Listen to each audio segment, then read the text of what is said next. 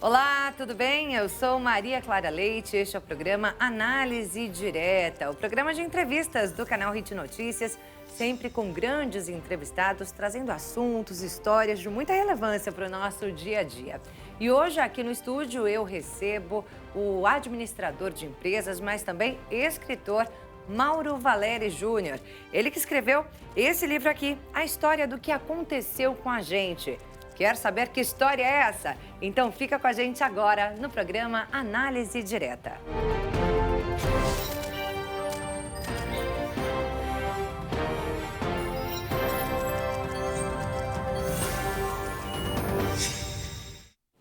Programa Análise Direta no ar, transmitido para todo o Brasil pelo canal Hit Notícias e também para mais 191 países pelo canal 1 Europa.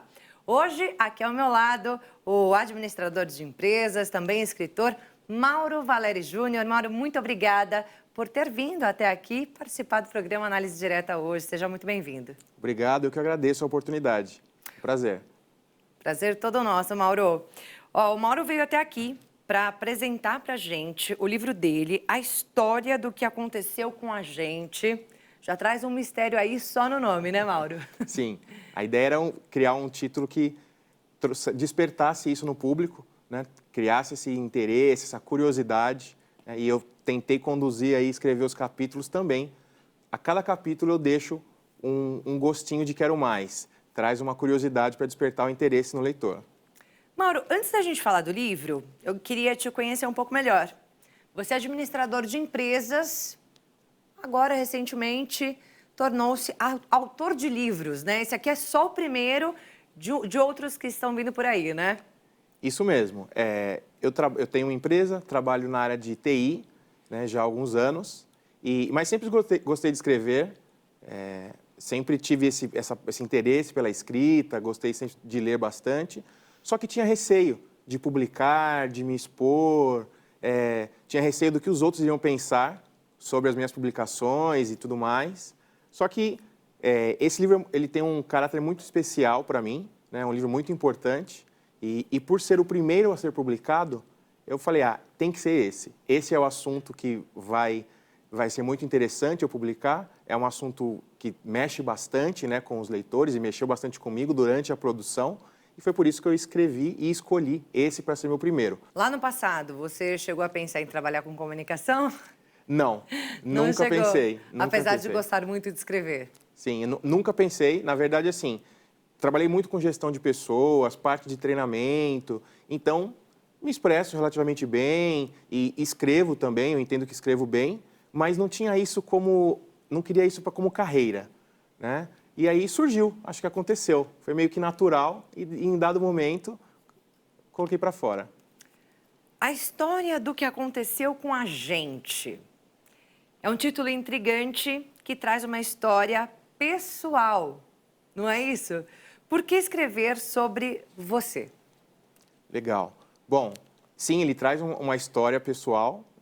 No livro, evidentemente, eu não abordo somente o Mauro, então envolve família, envolve amigos, enfim, muitas pessoas que participaram dessa história, porque eu retrato no livro, nessas um pouco mais de 200 páginas, eu retrato uma história de 15 anos aproximadamente, né? Então tem muita coisa que aconteceu ao longo desses 15 anos, né, que eu quis retratar. E quando eu estava escrevendo o livro, eu comecei a escrever em 2019. Já faz um bom tempo. Já faz um bom tempo. Lançou esse ano? Lancei esse ano, em abril de 23. E no dia do livro. Na verdade, eu escolhi o Dia Mundial do Livro para fazer esse lançamento. E quando eu comecei a escrever, né, em 2019, muita coisa aconteceu. Passamos por uma pandemia nesse meio tempo, né? Então, altos e baixos, tanto na parte profissional quanto também na parte pessoal, muita coisa acontecendo.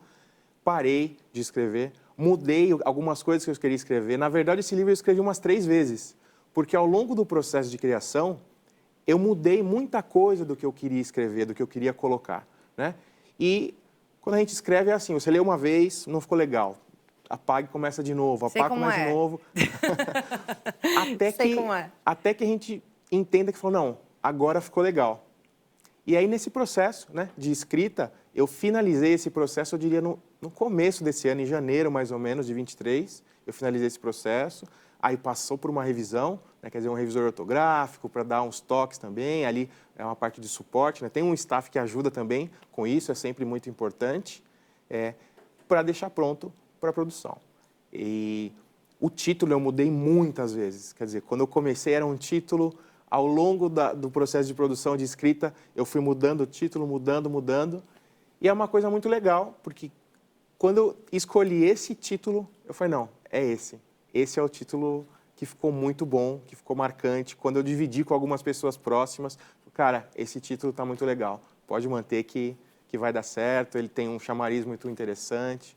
E aí, foi assim. Intriga e já dá a entender que é realmente uma história real. E uma história sua. Sim. Por que escrever sobre você?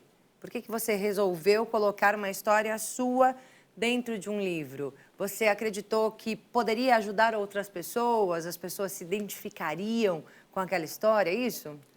Tem vários aspectos. Quando eu comecei a escrever o livro que eu disse em 2019, eu ainda estava vivendo esse relacionamento.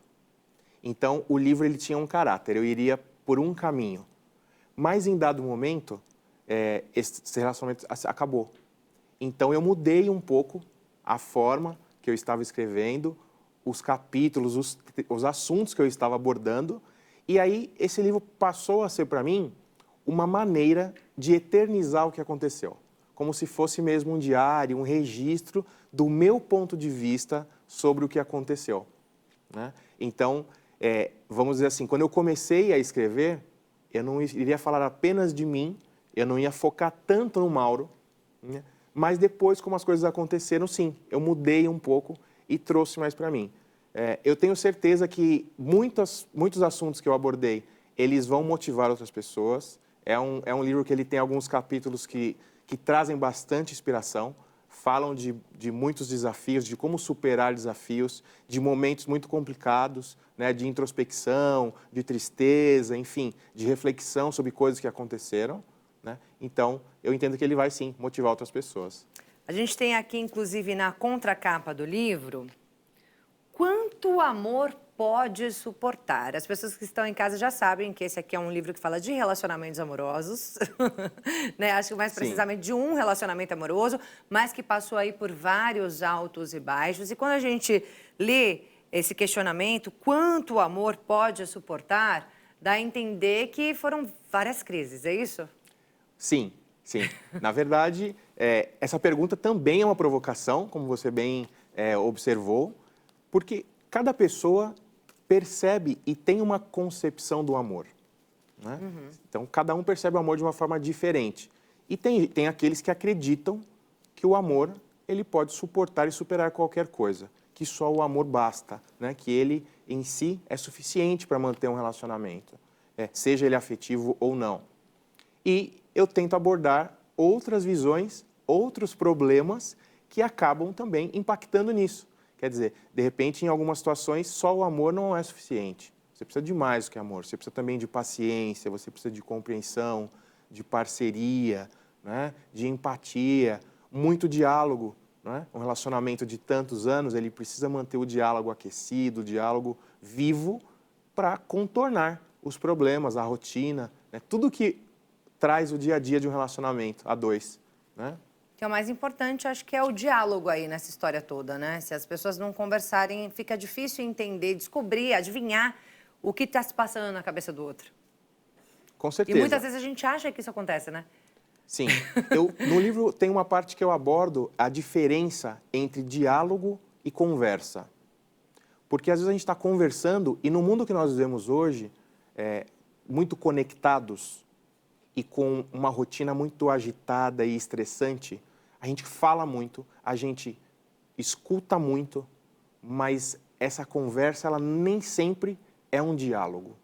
Nem sempre eu paro e estou atento para o que o outro está me dizendo, para entender as necessidades, para perceber como foi de fato o dia, né? E isso impacta muito no relacionamento, porque se você entra nessa roda viva, nessa agitação e não reserva momentos do seu dia, né, para ter, de fato, esse diálogo próximo, essa intimidade, isso acaba impactando, né? Senão a gente só fica correndo. Filhos, casa, trabalho, isso tudo atrapalha demais. Então, o diálogo, eu entendo que ele é fundamental para fazer com que um relacionamento ele produza bons frutos e dê certo.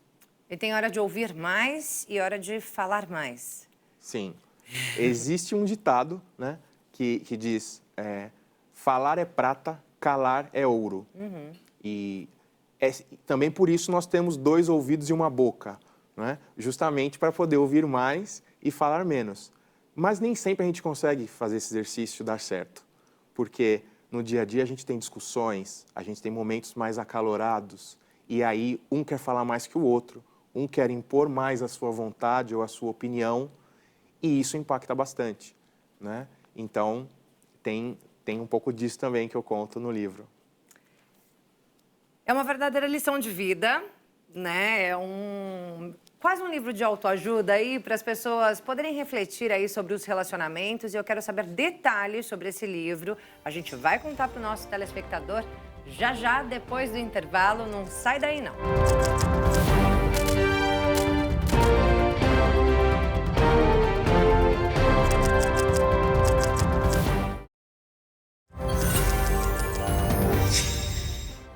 Programa Análise Direta de volta hoje com o escritor Mauro Valéry Júnior. Ele que está com esse livro, lançando o livro A História do que Aconteceu com a Gente. Ele já contou um pouquinho aí sobre algumas das questões que o livro aborda, mas agora a gente vai saber com detalhes. Então, Mauro, conta já um pouquinho dessa história, uma história que é pessoal. Sim, legal. Bom, esse livro eu dividi ele em 2 partes. E aí vamos começar pela primeira parte, né, que eu retrato como eu conheci a mãe do meu filho, a minha ex-mulher, que é a Raquel. Então, eu faço o primeiro capítulo, eu já abordo esse tema, como nos conhecemos, há vários anos atrás, né, no nosso ambiente de trabalho. E ali já começaram algumas dificuldades, por ser no ambiente de trabalho, isso já impõe alguns desafios, né, para a gente. Depois disso e do relacionamento já firme, né, avançando, né, na condição de namoro, eu passo um pouquinho a abordar outras dificuldades que nós enfrentamos e também a construção desse namoro, partindo para o noivado, até chegar no casamento. Então, entram instabilidades profissionais, questão financeira que sempre impacta, ainda mais com planos de casamento, né? Quer dizer, você envolve muitos custos, muitos sonhos, questão de festa, o que vai ser feito. Eu abordo bastante isso também. Questões de problemas com família, sempre tem um problema ou outro com família, né? Então, acontece.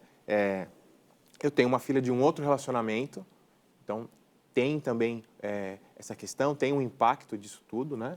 De trazer um pouquinho essa bagagem, né, de um outro relacionamento para um relacionamento novo, um relacionamento atual. E isso eu diria que seria o preâmbulo, para que o leitor ele entenda como é o começo do livro e tudo que vai ser abordado a partir daí. Depois, eu tento retratar isso numa leitura muito leve, muito gostosa. Eu procurei escrever para que o leitor ele tivesse, de fato, essa percepção e conseguisse fazer essa leitura de forma agradável. E eu vou sempre alternando entre momentos mais tensos, momentos mais quentes e momentos mais tranquilos, que apresentam um pouco mais de diversão, boas memórias e boas lembranças.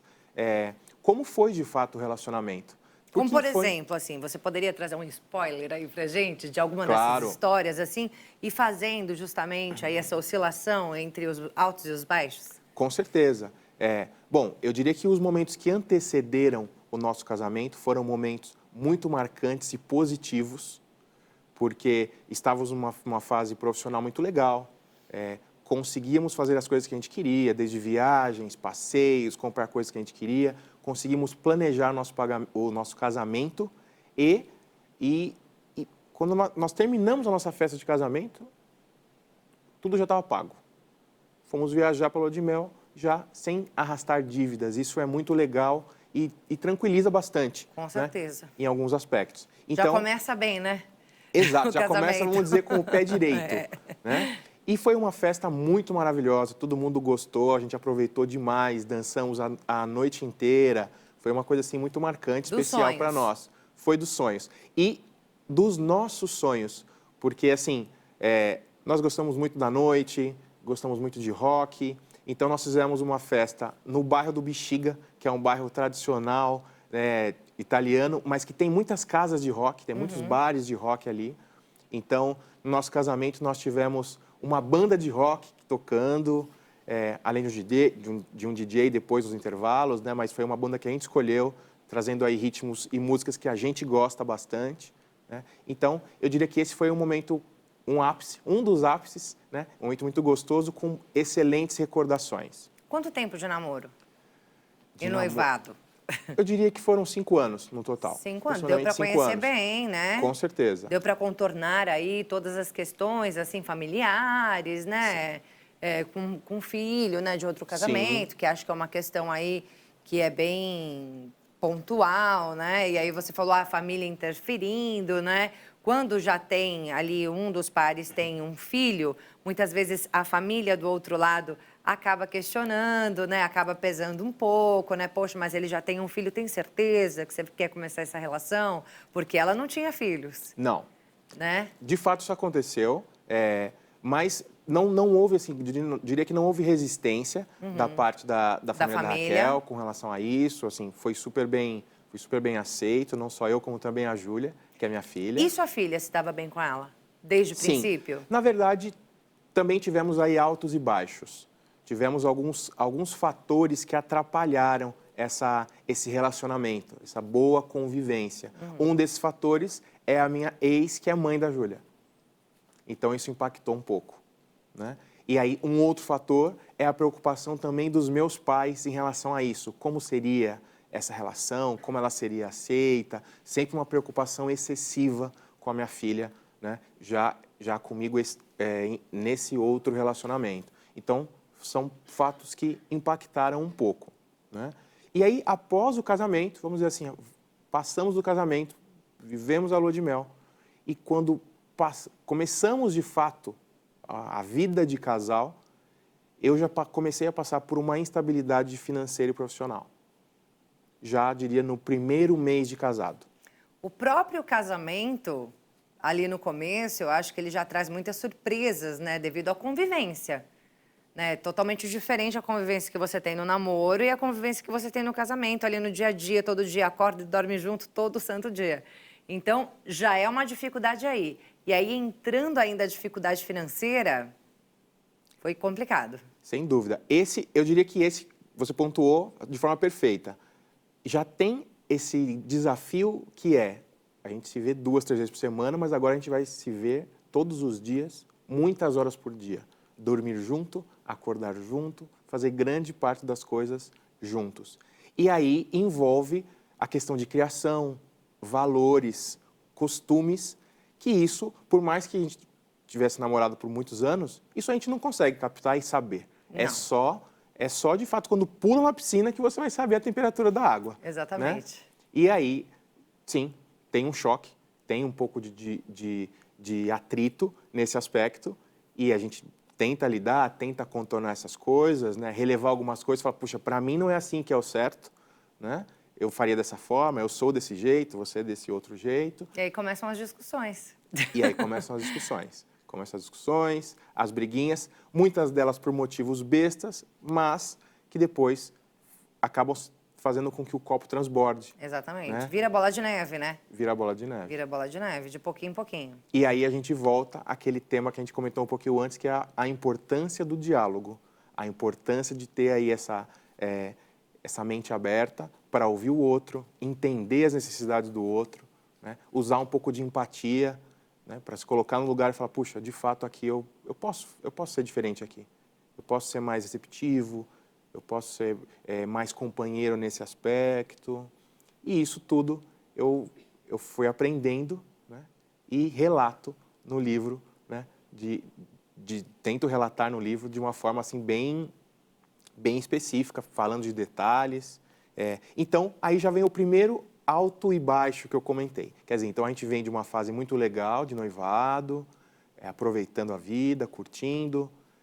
Vamos para o casamento também, tudo ocorreu como deveria, como a gente planejou. E já no primeiro ano de casado, a gente se depara com uma questão dessa, né? Com uma instabilidade financeira e tudo mais. Trazendo para a Raquel uma carga que, de repente, evidentemente não é o que ela queria, não é o que ela sonhava, né? Uma novidade para ela, porque ela nunca tinha passado por isso e, de repente, se via numa situação de ser o pilar da casa, né, financeiramente. Então, isso também impacta, né? E aí eu diria que esse foi o primeiro baixo.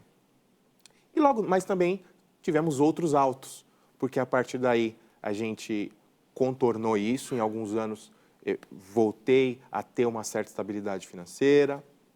Ela sempre trabalhou, então sempre também conseguiu contornar isso muito bem, né? E avançamos até a chegada do nosso filho, que é o Maurinho.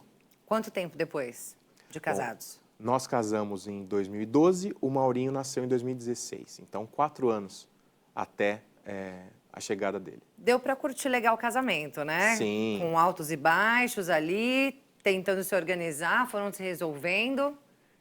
Chegou o filho. Sim, chegou o filho. E aí, a chegada do filho é sempre um fator marcante, é um divisor de águas, né? E, evidentemente que é algo muito positivo e que traz muitas alegrias para nós, mas é um desafio. Muda o casamento. Muda o casamento. Muda o casamento. Muda o casamento. E, aliado a isso, antes da chegada do Maurinho, durante a gravidez da Raquel, eu tive meio que um choque, porque eu ainda vivia uma instabilidade, não tanto financeira, mas só que eu não via propósito no que eu fazia. Até então eu não era empreendedor, eu trabalhava, mas trabalhava para outras empresas, para pessoas, e eu não via um propósito, não me sentia feliz com o que eu fazia. E além de não me sentir feliz, eu tinha uma preocupação muito grande, o que eu vou oferecer para os meus filhos no futuro? Se eu tenho já uma filha, é um que outro que está chegando, o que eu vou oferecer para a Raquel? Que suporte eu vou poder dar fazendo o que eu faço hoje, com a remuneração que eu tenho hoje? E isso, enfim, ocupava minha mente, tirava a minha paz, até que eu tomei uma decisão, que eu entendo que foi uma decisão acertada, que foi, não, eu preciso me capacitar profissionalmente, eu preciso voltar a estudar.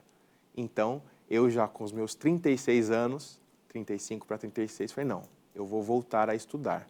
Eu preciso me tornar um profissional melhor para garantir uma condição de vida melhor para minha família, né? E fiz isso. Só que isso culminou com a chegada do Maurinho.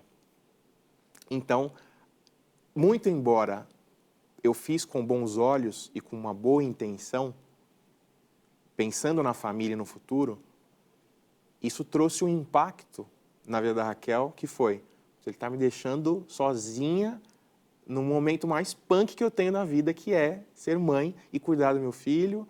E da casa. E tudo mais. E ela não parou de trabalhar? Ou ela chegou a parar de trabalhar um tempo? Ela parou de trabalhar nos meses de licença, só nos primeiros 6 meses, né? Mas depois já volta com um bebezinho, com aquele drama de deixar o bebê em casa. Exato. Eu sei como é, Mauro. Daqui a pouco a gente continua contando essa história, traz aqui mais os detalhes do livro, porque, gente, é uma história real, sim, mas tem seu lado ficção, né? Eu quero saber que lado que é esse, que torna essa história mais leve, mas que também traz muita lição de vida. Já já a gente segue com isso, então, porque agora nós vamos a um breve intervalo, mas voltamos em instantes. Não sai daí, não.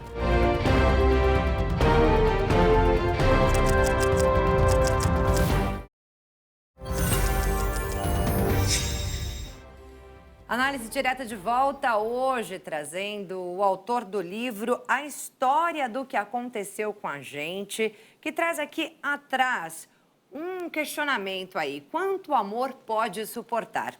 É o Mauro Valério Júnior, que está aqui do meu lado, ele que escreveu esse livro baseado na sua própria experiência, não é isso? E aí eu quero saber, você já contou aqui um pouquinho, né? Já deu um spoiler aí do que esse livro traz, é sua história com a sua ex-esposa, né? Uma história aí que durou anos, com altos e baixos, muitos momentos felizes, uma história que chegou ao fim, né?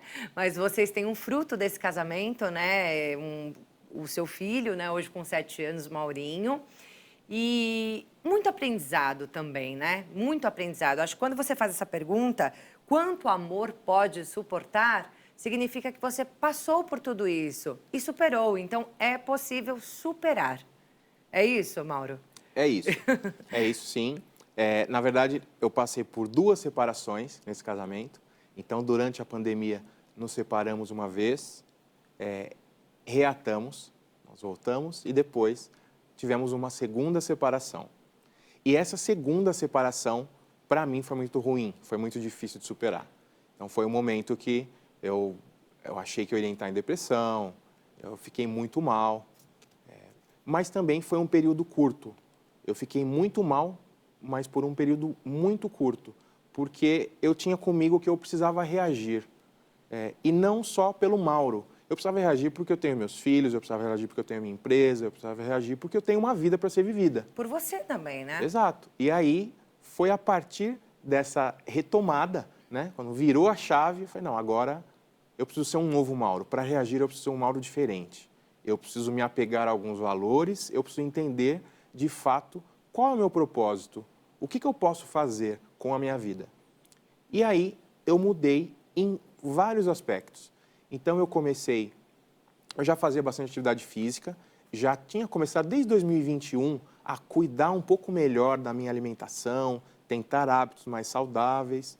Só que até mesmo as questões do relacionamento acabam despertando alguns gatilhos, você acaba com algumas compulsões alimentares, desconta alguma coisa em bebida, né? Então, eu falei, não, agora é uma quebra, eu preciso mudar isso, eu preciso avançar com esse tema. E aí eu fui muito extremista. Eu falei, não, agora eu vou mudar de vez. E com essa mudança, eu quero dizer, muita atividade física, de 2 a 3 vezes por dia. Então, hoje eu corro, faço natação, faço musculação, faço jiu-jitsu, mudei bastante a minha alimentação. Então, hoje eu tirei quase tudo que é industrializado da minha alimentação. Evidentemente que a gente faz um passeio, sai, final de semana, a gente acaba colocando o pé na jaca de novo. Mas eu diria que 70% a 80% hoje da minha alimentação ela é voltada para uma alimentação saudável, mais natural. Diria até que bastante dela vegetariana. Então, eu tirei muita coisa, como muito pouco carne. Recentemente, tirei também leite e derivados da minha alimentação.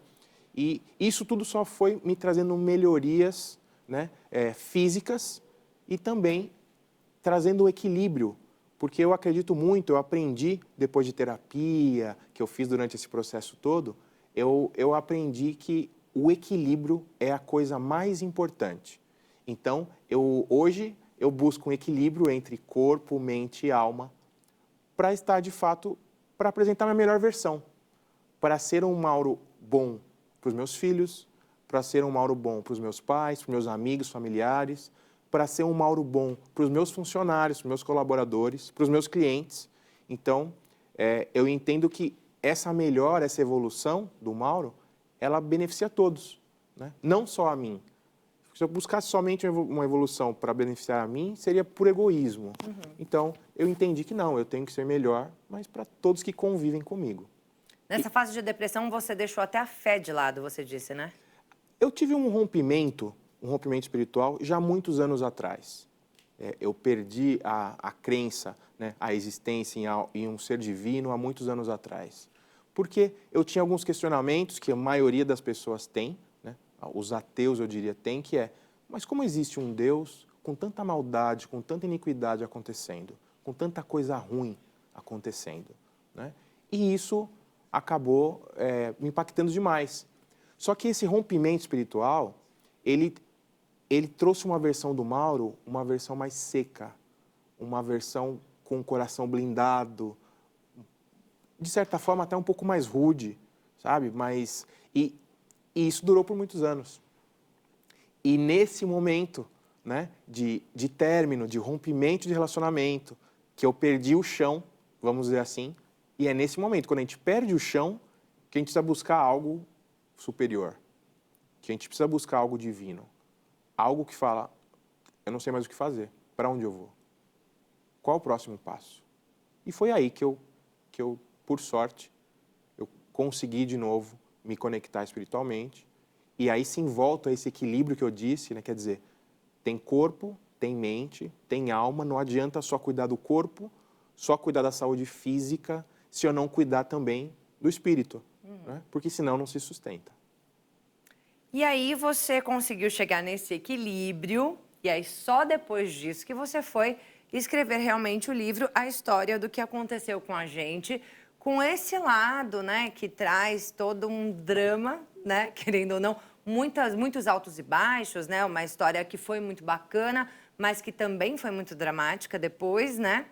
E aí você traz aqui na segunda parte do seu livro, a parte que é mais ficção e que traz mais alegria, né? É isso mesmo, né, que você me falou? Sim, e inclusive eu diria que a separação de parte 1 e parte 2, ela separa também o autor. Porque num primeiro momento eu coloco relatos. No segundo momento é ficção, são sonhos, são planos que nós tivemos enquanto éramos casados e que não realizamos. E aí eu fiz uma cocriação desses sonhos. Então, nessa segunda parte, eu acho que eu dei mais vida para o autor Mauro e deixei fluir muita coisa, né? Criando personagens, criando situações, colocando em prática uma série de coisas que a gente havia planejado no passado. Então, nessa segunda parte, que é ficção, a gente fala muito de viagens que não aconteceram, mudança para outro país. A gente fala de uma série de realizações profissionais também, né? E realizações de sonhos que a gente no passado teve, né? Planejamos, por muitas vezes nós planejamos, chegamos a colocar no papel, mas não tivemos a oportunidade de tirar isso do papel. Então, eu diria que esse é o fechamento, né, desse livro. Num primeiro momento, eu relato grande parte do que aconteceu, sobre a minha visão. Num segundo momento, a segunda parte, eu trago essa cocriação com sonhos, com planos. E aí sim, a gente volta para essa pergunta intrigante da contracapa do livro, que é: quanto o amor pode suportar? E, na verdade, essa resposta não está comigo. E não está no livro. Porque cada relacionamento é um relacionamento diferente, né? E eu entendo, e isso eu acredito, que enquanto há amor, é possível. Enquanto há vida, há esperança. E ainda há tempo. E é possível contornar, é possível corrigir, é possível voltar atrás. Eu diria que, em alguns momentos, a gente se prende ao passado. Em alguns momentos, a gente se prende muito ao futuro, isso traz ansiedade, né? Como vai ser? Será que vai dar certo? Será que eu vou conseguir? O passado não. O passado nos traz aquele remorso. Se eu fosse dessa maneira, se eu tivesse agido de tal forma, que nos remete à depressão. Então, viver muito no passado é ruim, viver no futuro também é ruim. Eu tento o equilíbrio vivendo hoje, vivendo o presente. Eu deixo que o futuro fique nas mãos de Deus. Ele sabe o que vai acontecer, o que pode acontecer daqui para frente. Eu tento dedicar os meus esforços no que de fato eu posso mudar. O que depende de mim fazer, eu faço. O que não depende está nas mãos de Deus, eu não dedico esforço a isso. Foi essa reconexão que você fez com a espiritualidade. Exato, exato. E hoje você se apega nisso, né? Você é um homem de fé. Sim, com certeza. Eu diria que é importantíssimo se apegar a algo, né?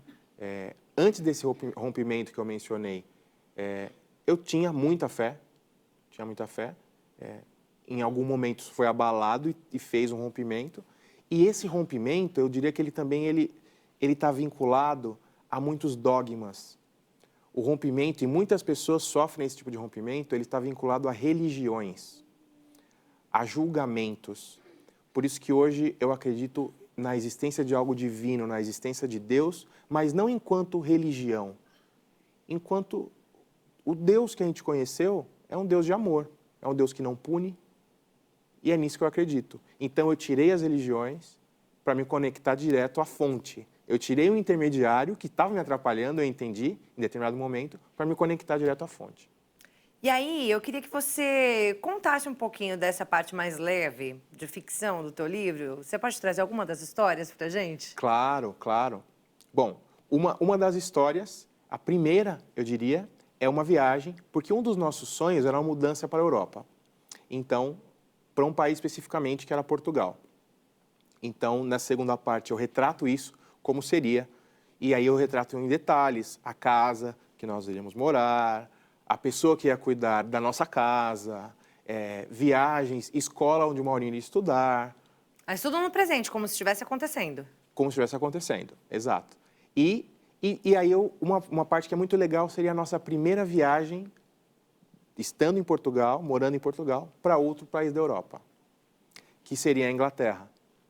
Porque é um país que, enfim, a Raquel gosta bastante, tem admiração, gosta do sotaque, enfim, do clima, admira muita coisa da Inglaterra. Então, eu fiz como se fosse um roteiro de como seria essa viagem para a Inglaterra. Lugares que nós iríamos visitar, restaurantes, hotel que ficou hospedado, enfim, eu tento abordar tudo isso, desde o prato que a gente consumiu, drink, horários, o que foi feito. E o livro... Sem ela, você esteve lá, não? Não. Tudo você fez ali pesquisas e criou realmente. Exato, exato. E tem um ponto legal que, assim, isso tudo eu vou viver, eu vou fazer. Então, já tenho planos aí agora, nos próximos meses, de fazer algumas viagens e vou relatar. Isso vai me ajudar também na divulgação do livro. Vou trazer os locais que eu coloquei no livro. Eu vou falar, olha, estou vivenciando isso. Da ficção à realidade. Exato, vou trazer a ficção à realidade. E isso vai ser uma coisa muito legal, porque eu vou usar o livro como um roteiro. Uhum. O livro vai servir de roteiro para eu trazer aí e vivenciar esses momentos. Muito bacana. E aí você vai trazendo... Como que termina? A gente pode já saber mais ou menos? Ele termina com o casal junto, né? Esse livro não termina. Não. Ele não termina? O que acontece? O último capítulo é uma surpresa. Ah, tá. E essa surpresa já é uma chamada para o meu segundo livro. Então... A história continua. A história continua. Mas quem quiser saber mais detalhes sobre essa história aqui, quiser saber realmente como tudo aconteceu, quais são essas intrigas, como elas foram resolvidas, enfim, onde que as pessoas encontram a história do que aconteceu com a gente? Bom, na Amazon, e no site Amazon está disponível para venda e também no site Clube de Autores, clubedeautores.com.br, tem a versão impressa e também a versão online. Para as pessoas te seguirem nas redes sociais, Mauro? Mauro Valeri JR, é um perfil do escritor meu no Instagram. Mauro Valeri JR, então, no Instagram. Mauro, o nosso tempo está acabando. Eu gostaria que você deixasse aí uma mensagem para as pessoas. Por que elas têm que ler o seu livro, a história do que aconteceu com a gente? Qual é a principal mensagem que você quer passar para quem se interessou por conhecer essa história? Ok. Bom, a principal mensagem que eu gostaria de deixar com o livro é: não desista dos seus sonhos, não desista do que você acredita, independente dos desafios e percalços que a vida impõe a você. Eu diria que essa é a mensagem principal. E, evidentemente, muitas pessoas passam por situações, por esse tipo de situação, né? Problemas no relacionamento, separação, divórcio. Então, eu diria que esse livro ele pode trazer uma série de ensinamentos, uma série de experiências que vão ajudar e, eventualmente, fazer com que essas pessoas tenham uma outra sorte, né, no relacionamento, a partir dessas experiências do que já aconteceu. Porque é comum, é natural do ser humano aprender com os erros, mas não necessariamente você precisa aprender com os seus erros. Então, de repente, aqui eu estou dando os meus erros para que algumas pessoas aprendam com eles. É isso aí, lições de vida, então, na história do que aconteceu com a gente. Mauro, obrigada pela sua participação aqui, foi um prazer te conhecer, viu? Eu que agradeço aí pela oportunidade, o prazer é meu. E se você quiser rever esse programa, acesse o nosso Facebook, facebook.com/programa Análise Direta, também no YouTube, canal Hit Notícias. O programa Análise Direta vai ficando por aqui, obrigada pela sua companhia e até uma próxima. Tchau, tchau.